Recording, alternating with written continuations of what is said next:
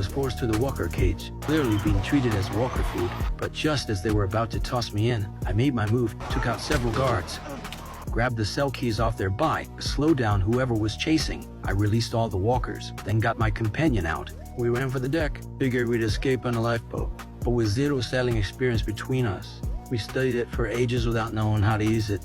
At that moment, a walker also climbed onto the deck. It charged straight at my companion, but accidentally hit the release switch. My companion was unfortunately killed by the walker. Then it quickly charged toward me, with nowhere to run. I had no choice but to jump into the vast ocean.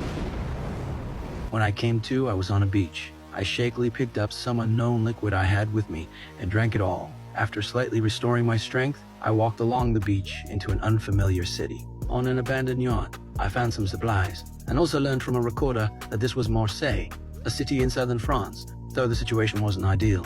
To get home, I could only keep moving forward. After finding a decent weapon, I set out alone on this unknown journey home.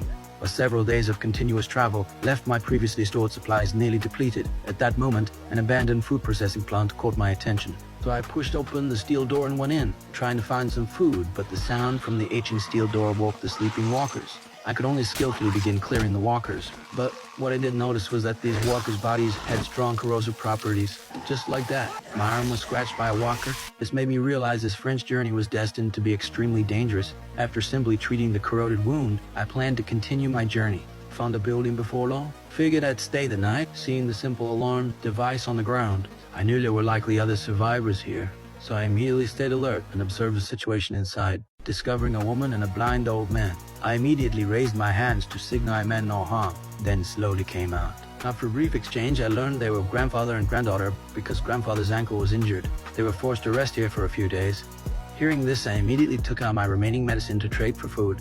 Seeing they agreed, I ate without restraint. Just as I was preparing to leave, a car drove in. After getting out, the man ordered me to crouch to the side, then prepared to take the woman away. I couldn't stand watching this. I quietly pulled out my knife, knocked away his weapon, and controlled him. But I didn't expect he would shoot at me without caring about his teammate's safety. Fortunately, I was only hit in the ear, but the man didn't plan to let me go. Just as he was about to finish me off, the woman appeared behind him and saved me. Immediately after, she thrust a shovel straight into the man's chest. After dealing with the man, I also rushed to bandage my wound, but just as I asked her to come help, they completely dropped their disguise.